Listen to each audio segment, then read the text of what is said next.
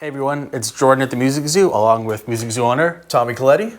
And we are here today to continue our quest on uncovering some pretty intense Jackson Charvel history. Sure are. We first did the first Kelly a couple of weeks ago, along with the Telly.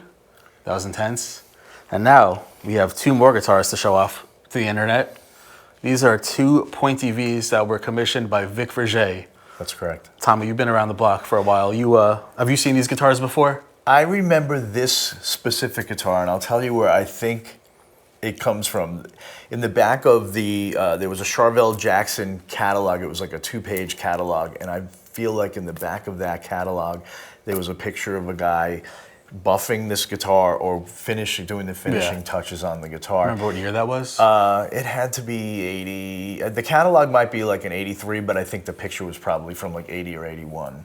Right. So that makes sense, right? Because let's talk about the history of the guitar. Vic was an Italian guitarist, musician. Did you know him? Did you know his music? I didn't. He was off my radar. He reminded me of, like in that era, there was a guy by the name of Aldo Nova, and Aldo Nova had a hit called Life is Just a Fantasy, which was huge. It was on the radio constantly.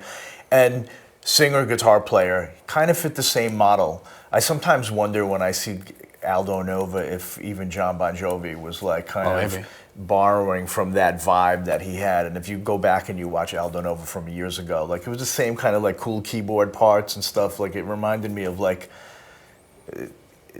John Bon Jovi could have taken some of that from Runaway, from the Aldo Nova thing. And Vic was kind of in that same style. Like singer-songwriter, but also a shredder. Correct. Kind of vibe. Yeah. So that was Vic, and the music he was doing approached Charvel with a design much like the Heaven Kelly. Thought of a design that would look cool on stage. Will you make this guitar for me? Grover Jackson said, hell yeah. Yeah. And so he commissioned 4 guitars. And so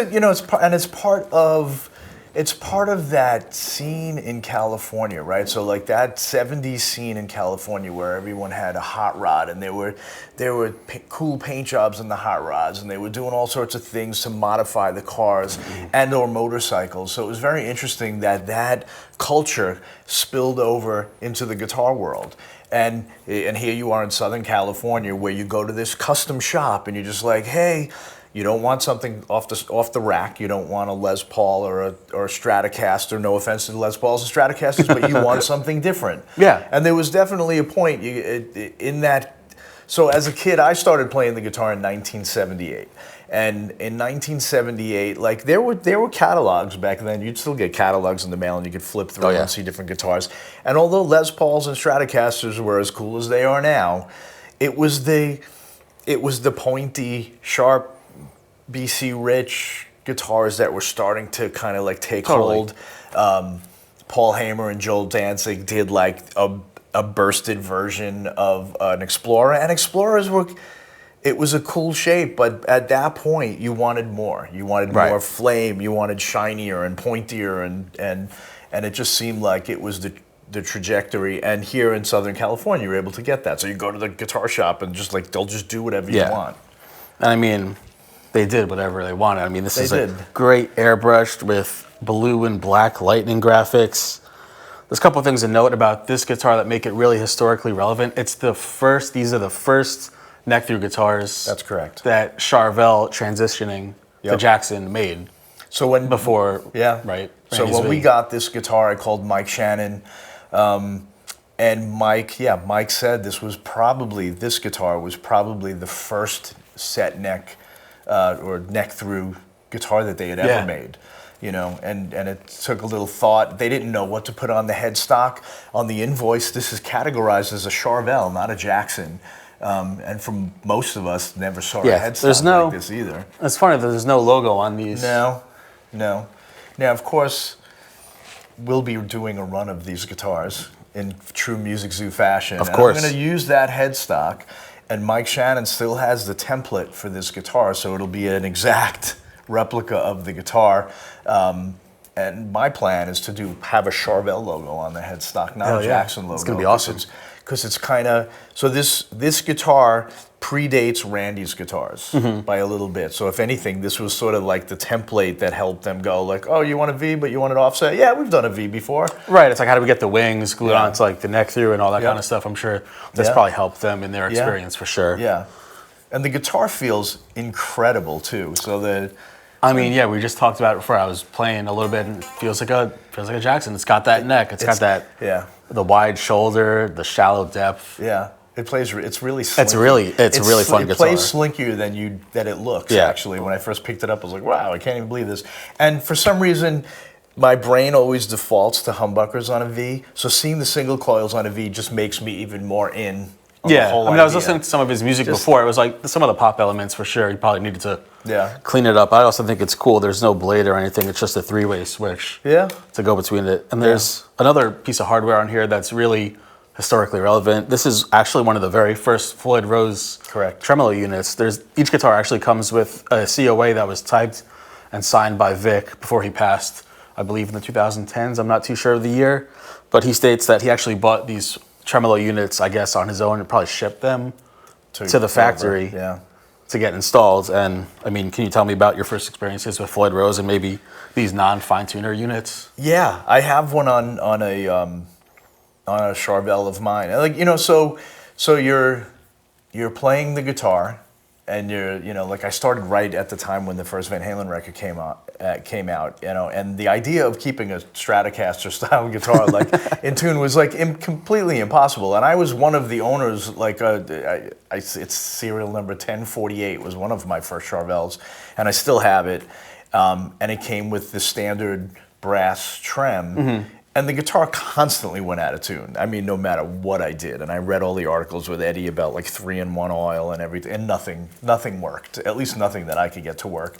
And my first reading of the Floyd Rose was through Eddie Van Halen. He had spoken about like this unit, and everybody was like Floyd Rose. And I went directly to 48th Street around that time, and went for, if you know 48th Street at the time, there was just, you'd go from Sam Ash to Manny's, to Alex Axe, to Silver Holland, to ESP, had a shop there, Rudy's, there was several different shops. And I got a no at every shop there. What are you looking for? What? What? and then finally I went to one shop. It was actually the people that owned We Buy and Sell, Richie Friedman's family. Oh yeah. And his brother, I think it was Steve, had a shop called Stuyvesant, and Stuyvesant was putting Floyd Roses in guitars. Wow. So I brought them my guitar and bought the Floyd Rose non-tremolo. Was it non-fine tuner like this one, kind of? It was a non-fine tuner. It was very similar to that, but this predates the one that I have. The one that I have, I believe, was made by Fernandez. I think this was before Fernandez was making them. There's a little bit about it, like there's like edges of the saddles that you could see where like it was machined. Yeah. It just looks like a handmade unit, like it was made in small batches back then. It was just no logo on the Floyd. Yeah, new technology, and that's pretty cool that Vic knew about it. He knew about it. Maybe from touring America or from Eddie himself or whatever. Yeah. I don't know the timeline, but the information, he knew that he wanted to put these on his custom-made guitars, which is really cool. The information, not to sway this to Edward Van Halen, but the information that was coming, like all the intel that I was getting as a kid was through the Guitar Player magazine. It was Guitar Player and Guitar World were like sort of the Bible to guitar players. And even though like we still get information from Premier Guitar and some of the other publications, I feel like most of the info now just comes online. It's instantaneous. But back then, that's how you got it. So when Edward was in like a Guitar Player magazine somewhere, it was just like, oh, this guy with the striped guitar, that's such a cool guitar. How do I get one of those guitars? Immediately, it was just totally. It's very polarizing. It's like a very like powerful tastemaker and like spreader of information, whatever the clever word for that is. Yeah, no. They disseminated the information among all the guitar players. Yeah, and then we all have Floyd Roses on our guitars. Yeah. So maybe now let's cut and we'll take a look at the pink guitar. So here we have the second Pointy V. This one has a really cool like pink and black rising sun kind of graphic. Yeah, that's very cool. Really sick. Same thing, gold hardware, the non-fine tuner Floyd Rose, but this one has HSH.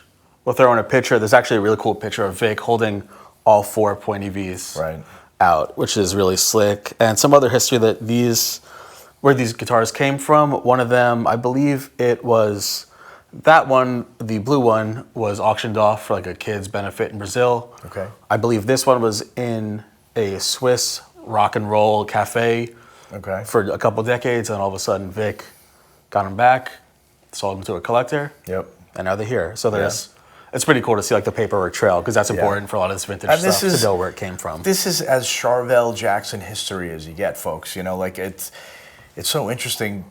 The timing's never right when these things come, you know, and you're just like, I just need an extra X amount of dollars to buy this immediately. But this is one of those guitars that just never come up, you know, and it probably won't, you know, whoever buys these things, it probably won't come up for years and years. People keep asking me, like, aren't you putting stuff aside for yourself? And the answer is, you know, don't get high on your own supply.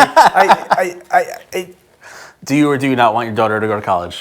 Precisely. You know, like I would love to. I love this guitar. It's really good. Yeah, I wouldn't talk you out of it. As soon as this came in, I called Robert, who's the collector of these guitars, and I was like, dude, I think I might want this one for myself. And he was like, okay, if you want to, you know, like work it out and stuff. And it just kind of sat in the side, like in our office, just like staring at me, you know. And I just kept like playing that game, like I could buy it, but it's probably, you know, like I should probably pay my mortgage for a few months, you know, like So the answer is they're really, really rare examples. I've gotten calls from Jackson, Charvel, and different people that we're friends with there, and they're excited that we have them.